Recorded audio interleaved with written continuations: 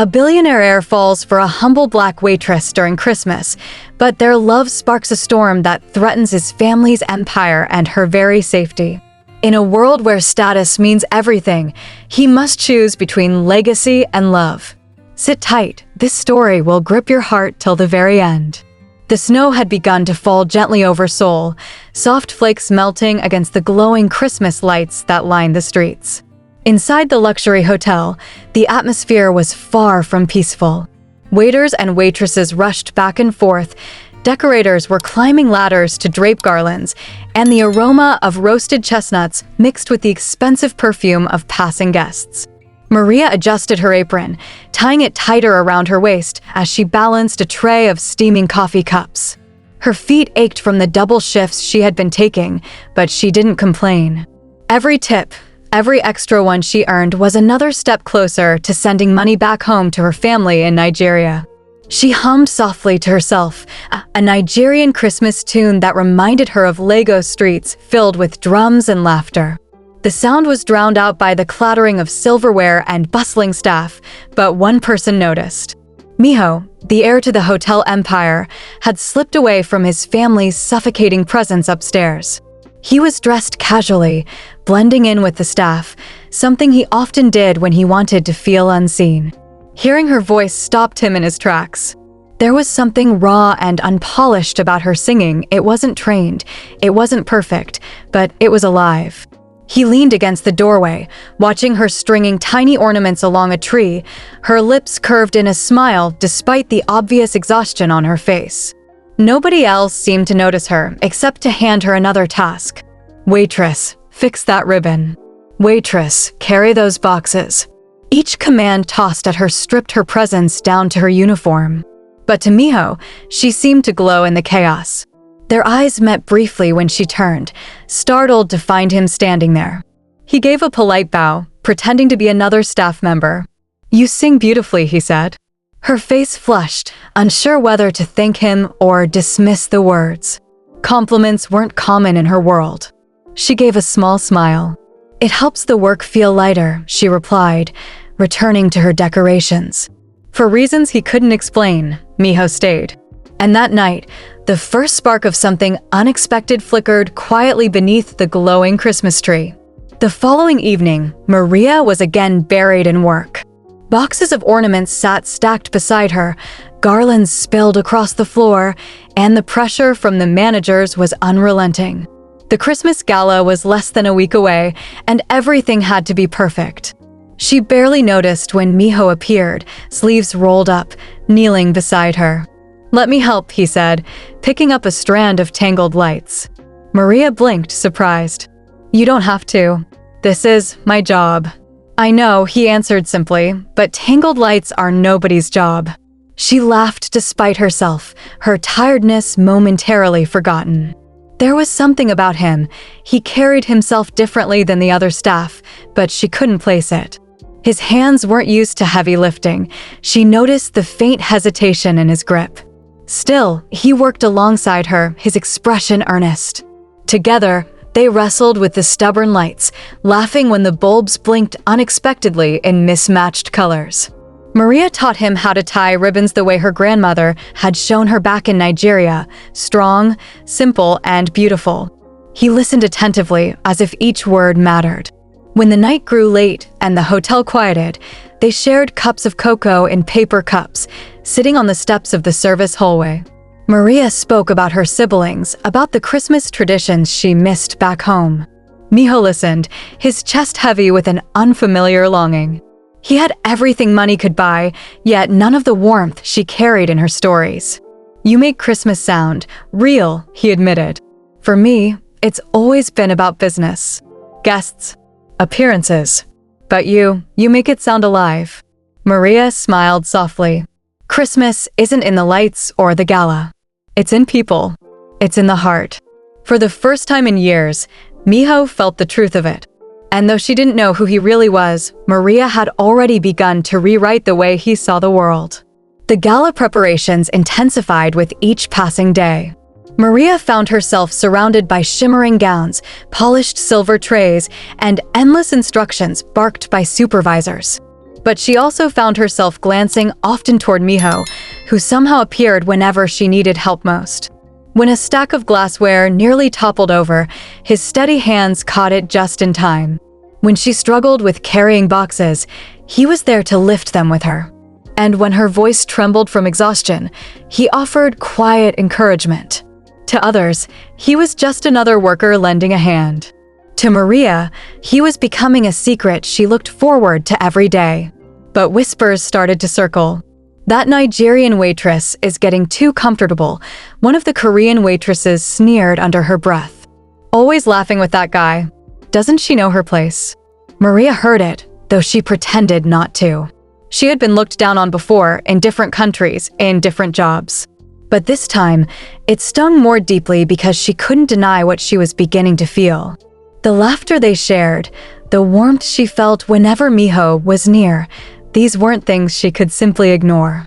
One night, as they stood in front of a half-decorated Christmas tree, Miho leaned closer. "Maria," he said quietly, "do you ever feel like the world sees you as something less than who you are?" Her throat tightened. "All the time," she whispered. "But I've learned to stand tall anyway, because my worth doesn't come from what they think. It comes from here." She pressed a hand to her chest.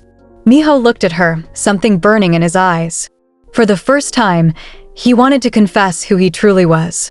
But before he could, the hotel manager stormed in, barking orders and demanding Maria hurry. Their moment shattered, and she hurried away, leaving Miho with words unsaid. Still, one truth lingered between them. Something was growing, something neither could stop. The night of the staff rehearsal for the gala, Maria was tasked with setting up the centerpieces in the grand ballroom. The chandeliers sparkled above, reflecting on the glossy floors, and everything looked like it belonged in a dream she had never been invited into. She moved quietly among the tables, adjusting flowers, arranging candles, making sure every detail was perfect. Miho slipped in, dressed in a crisp white shirt, sleeves rolled to his elbows. He looked different, cleaner, sharper, yet still trying to pass as staff. Maria eyed him suspiciously this time. There was something about the way the supervisors didn't question him, even when he moved around freely. "You're not just a waiter, are you?" she asked suddenly, her eyes narrowing as she placed a golden ornament in the middle of the table. He froze, then gave a half smile. "What makes you say that? You don't walk like one. You don't even serve like one. And your hands." She paused, noticing the faint mark of a gold watch tan line on his wrist. "They're not used to work like this." Miho chuckled softly, lowering his gaze. "You're sharp, Maria." But before he could reveal the truth, the doors swung open, and in walked his father, Chairman Park. The man's presence commanded silence. His sharp suit, silver hair, and cold gaze instantly drew every eye in the room. He scanned the staff, then his eyes landed on Miho. "What are you doing here, Miho?" The words were not loud, but the authority in them cut the air like a blade. Maria's eyes widened. Miho's real identity was exposed. The heir. The one whose family owned the hotel she scrubbed floors in. She stood frozen, the flower in her hand trembling. "Father, I was helping." "Helping?" Chairman Park's voice thundered. "Do you think this is your role? Mingling with staff?" His eyes flicked toward Maria, dismissive, sharp as knives. The shame and heat rose in Maria's chest. She wanted to vanish, but she forced herself to stand tall. Yet in that moment, her world shifted. What had felt like an equal companionship now seemed impossible. He was a world she could never touch. After that night, Maria kept her distance. She avoided Miho whenever possible, burying herself in work. But it wasn't easy. Everywhere she went, his presence seemed to linger. The memory of his laughter over cocoa, his quiet encouragement, the way he looked at her as if she mattered. But the hotel buzzed with gossip now. Everyone knew the heir had been spending time with the Nigerian waitress. Snickers followed her in the corridors. One evening, when she carried trays through the staff kitchen, a fellow waitress whispered loudly enough for everyone to hear, "Does she think she'll marry into money? Poor girl doesn't know her place." Maria clenched her jaw, forcing herself not to react. She had endured worse before. But it was Miho's silence that hurt most. Since the confrontation with his father, he hadn't approached her, not openly. She thought maybe he regretted everything. Maybe she had been a fool to think their laughter meant more. But Miho wasn't silent because he didn't care. He was silent because he was planning. He knew his father would never accept Maria easily. The Park family had a reputation to uphold, and his father's word was law. Yet for the first time in his life, Miho didn't want to bow to it. Late at night, when the staff had gone home, he found Maria again. She was seated in the empty ballroom, her head resting against the decorated tree, eyes closed in exhaustion. He approached quietly, kneeling beside her. "You've been avoiding me," he said softly. Her eyes snapped open, weary but guarded. "Because it's better this way. You're an heir." Me. Your father was right." "No," Miho said firmly, his voice stronger than she had ever heard. "My father is wrong, and I won't let him decide what my heart feels." Maria stared at him, torn between wanting to believe and fearing the heartbreak she knew could come. But the fire in his voice lit something deep inside her. And though the world around them sneered, she realized this wasn't over. The gala day dawned in a rush of glitter, music, and chaos. Maria had been on her feet since sunrise, carrying, arranging, and fixing last-minute details. Her hands were blistered, her back ached, but she moved with quiet determination. This was the biggest night of the year, and nothing could go wrong. But something did. Just hours before the guests were set to arrive, disaster struck. One of the massive floral arches, meant to be the centerpiece of the ballroom entrance, collapsed. The flowers lay crushed on the floor, wires tangled, ornaments shattered. Panic erupted among the staff. The manager barked orders, but nothing seemed to work. Time was running out, and without that arch, the grand vision of the gala would fail. Maria stepped forward, her mind racing. "We can rebuild it," she said. The manager glared at her. "And what do you know? You're just a waitress." But Maria didn't flinch. She knelt by the broken pieces, her hands moving with precision. Back home in Nigeria, she had often helped her mother improvise decorations for church festivals with nothing but palm leaves and fabric. Creativity had always been survival. She tied garlands with quick knots, rearranged ornaments in new patterns, and used ribbons to bind the structure tighter than before. When the arch finally stood again, it wasn't the same, it was better. Simpler, yes, but stunning. A burst of colors and light, tied together with grace that no money could have bought. Guests began to arrive, pausing in awe at the entryway. The whispers turned from panic to admiration. And when Miho's family arrived, even Chairman Park stopped, his cold eyes narrowing at the sight of what Maria had created. But the final surprise came when the music system glitched. A hush fell as silence replaced the orchestra. Everyone turned in confusion. That was when Maria, without hesitation, lifted her voice. She sang, softly at first, then stronger, her Nigerian Christmas hymn filling the room like warmth against winter. Her voice wrapped around the guests, pulling them into a moment of stillness, awe, and something money could never buy. And in that instant, Maria wasn't just a waitress. She was the heart of Christmas itself. The ballroom erupted in applause. Maria's voice had done what no orchestra could, captivated the hearts of strangers and reminded them of the soul of Christmas.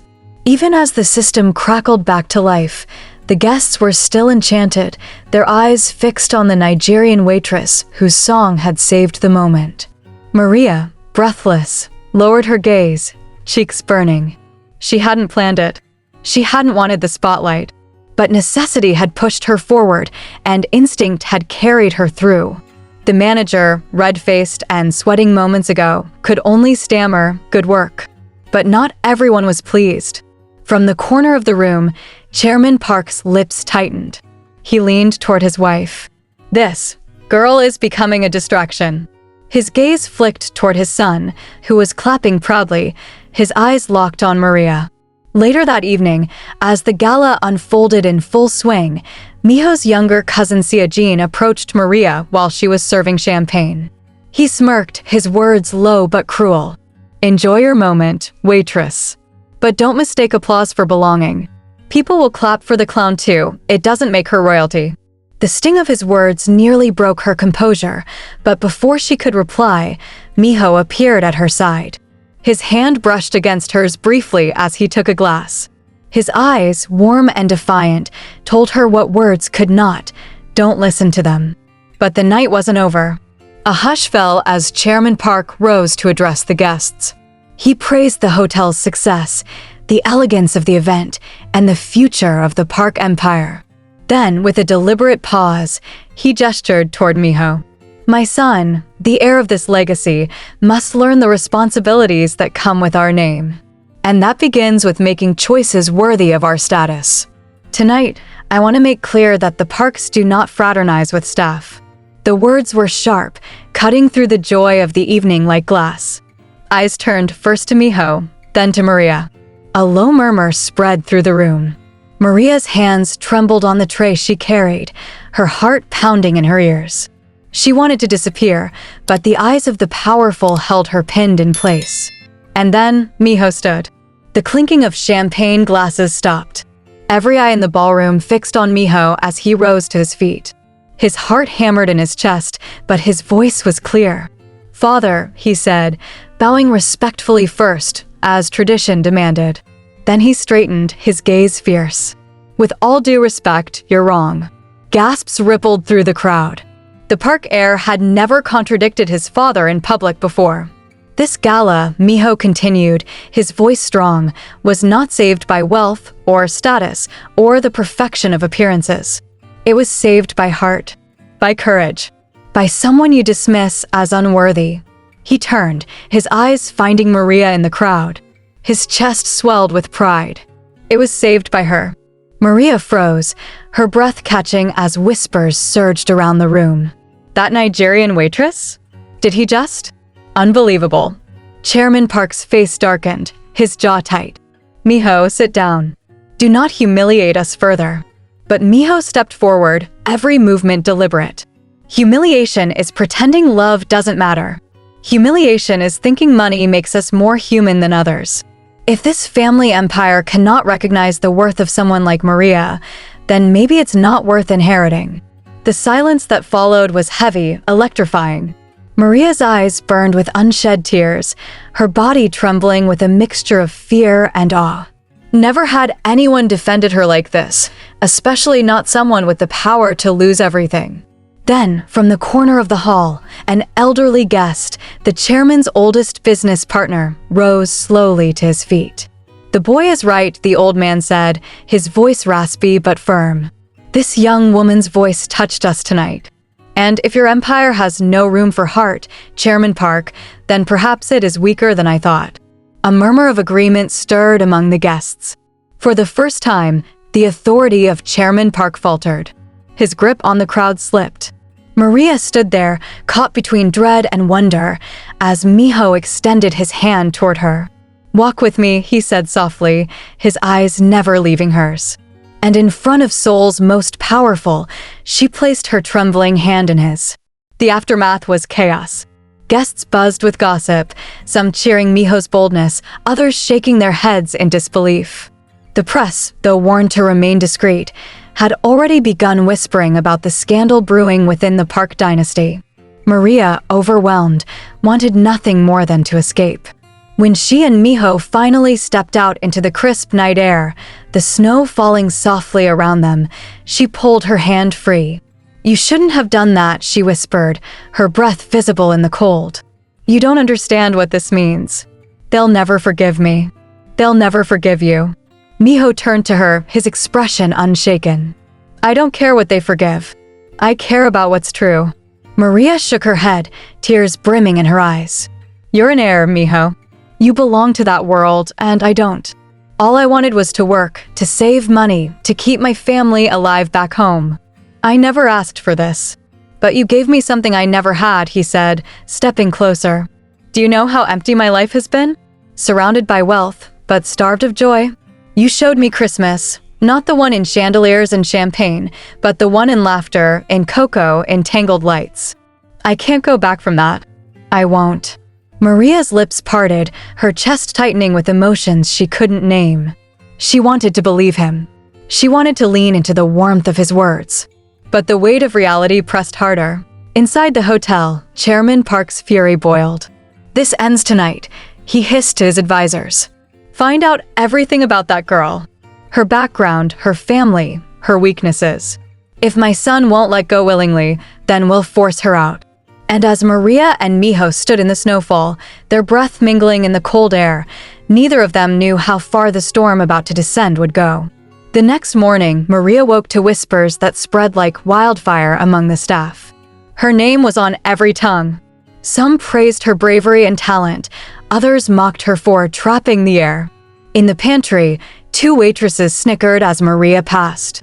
"Look at her, acting like she's Cinderella. She'll regret it." The Parks don't marry outsiders, let alone a foreign waitress. Maria kept her head down, but her hands trembled as she wiped down trays. It wasn't just gossip. It was the beginning of a storm she feared she couldn't outrun. By afternoon, she was summoned to the manager's office. The man's face was stiff, his tone colder than usual. "Maria, the chairman has received concerns. Effective immediately, your shifts are suspended until further notice." Her chest hollowed. "Suspended? But no arguments. You may collect your pay for the week. That will be all." As she stepped out, her vision blurred with tears. They weren't just pushing her away, they were cutting her off completely. Her savings, her family back home, everything depended on this job. And now it was slipping through her fingers because of a love she hadn't even meant to fall into.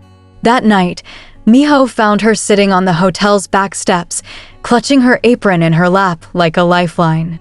Snow dusted her hair, her eyes red from crying. "They suspended you, didn't they?" he asked quietly. She nodded, unable to speak. He sat beside her, his jaw tight with rage. "This is my family's doing. My father's doing. They think they can scare you away." "Maybe they're right," she whispered. "Maybe I don't belong in this fight." Miho turned, cupping her face gently, forcing her to look at him. "You belong with me, and I won't let them decide otherwise. If they want to fight, they'll have it." For the first time, Maria saw not just the gentle warmth in Miho, but a fire, a determination that burned hotter than fear. The Park family moved swiftly. Within days, Maria's landlord told her she had to vacate her small apartment. Orders from above, the woman muttered nervously, avoiding Maria's eyes. "I can't go against them." Maria packed her belongings into 2 worn suitcases, her heart heavy. She had no family in Seoul, no one to turn to. She considered calling her mother in Lagos, but stopped. What would she say? That she'd fallen for a man far beyond her reach, and now her life was unraveling because of it? When she stepped outside, Miho was waiting by the curb, his car idling. He jumped out immediately, rushing to take the suitcases from her hands. "They're targeting you," he said, voice tight with anger. "This isn't just about us, it's about control. My father thinks if he destroys your world, you'll run." Maria's eyes filled with tears. "And maybe I should. Miho, look at me. I'm losing everything. I can't fight an empire." "Then let me fight for you," he said firmly. "Come with me." She hesitated, her pride battling with her need for survival. But as the cold bit into her skin and the weight of her suitcases pulled at her arms, she realized she couldn't stand alone any longer. She allowed him to load her bags into the car.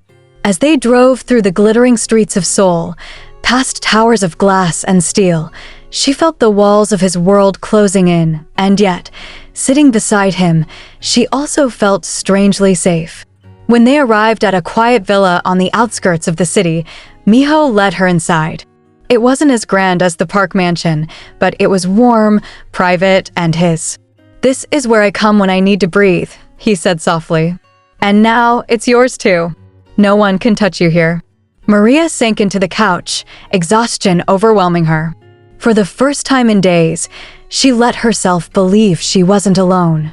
But deep down, she knew this peace was only temporary. The Parks would not stop until they had torn them apart. The storm arrived sooner than expected. The next morning, Maria woke to the sound of Miho pacing across the villa's wooden floor. His phone buzzed relentlessly, and his face was tight with anger. "They're leaking stories," he said bitterly. "The tabloids are calling you a gold digger. They've dug into your background, your family, and even twisted the truth about why you came to Korea. They're trying to paint you as desperate, as someone who's using me. Maria's stomach dropped. My family, are they? They're dragging them into it too, Miho admitted, his voice low, claiming you abandoned them to chase money overseas. Her chest ached, her breath shallow. Her family had always been her reason, her anchor. To see their name twisted in headlines was unbearable. I can't let them destroy my mother's dignity, she whispered, her hands trembling. She worked too hard to raise us. She gave everything so I could come here. Miho knelt before her, his hands gripping hers tightly. Then we won't let them. We'll show the truth. We'll show them who you really are. How, Miho? Your family owns the media. They control the story.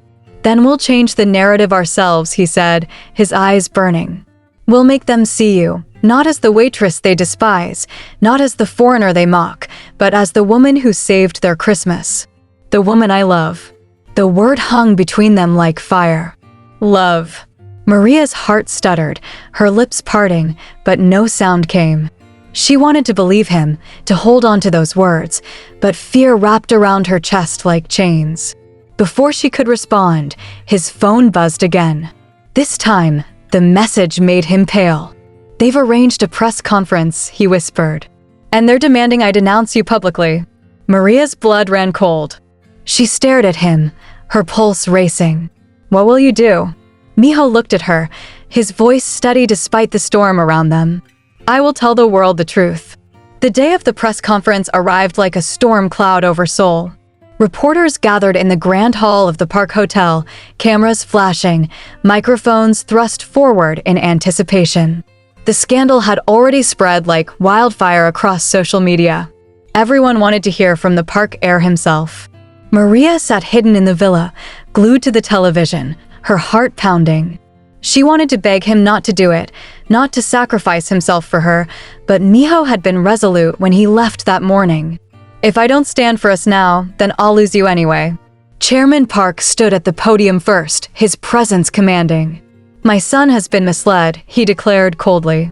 The rumors of his involvement with a foreign staff member are exaggerated. Today, he will clarify the truth and put an end to this disgrace. The cameras clicked faster as Miho stepped up beside his father. He looked calm, but Maria knew the fire burning in his chest. He took the microphone, his gaze sweeping across the sea of expectant faces. My father is right about one thing, Miho began. I have been involved with someone, and I will not deny it. I have fallen in love. A ripple tore through the crowd. His father's face stiffened, eyes narrowing like a blade. But he is wrong about it being a disgrace, Miho continued, his voice firm. The woman I love is not a stain on our name. She is the reason I understand what love and Christmas truly mean. She is not a waitress to me.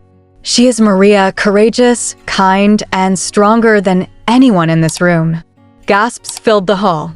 Reporters scribbled furiously, some even cheering under their breath. The moment was electric. Chairman Park slammed his hand on the podium. Enough. You shame your family, Miho. You throw away your legacy for a fantasy. Miho turned, his eyes steady. If love is a fantasy, then I choose it over a legacy built on pride. And in that moment, the line was drawn. Maria's phone wouldn't stop buzzing. Calls from unknown numbers, messages flooding in, half of them cruel, half of them supportive. She buried her face in her hands, torn between terror and awe. He had done it. He had stood against his father. Later that evening, Miho returned to the villa. He looked exhausted, but when he saw her, his expression softened instantly. You're free now, he whispered. Free? She asked, confused. He sat beside her, taking her hands in his. They've cut me off. My father said if I choose you, I lose the inheritance. The company. Everything. Maria's heart clenched. You gave it all up, for me? For us, he corrected gently. I realized I don't need billions to be happy. I just need you. You saved my heart when I didn't even know it needed saving. Tears slipped down Maria's cheeks. She had feared she would ruin his life. Instead, he had chosen to build a new one with her. Days later, the media storm shifted. What began as scandal became a love story the public couldn't stop talking about. Clips of Maria's singing at the gala went viral. People praised her courage, her voice, her creativity. The narrative began to turn. Even business leaders, impressed by Miho's defiance, offered him opportunities outside his father's empire. Chairman Park, furious, tried to silence the noise, but the tide had changed.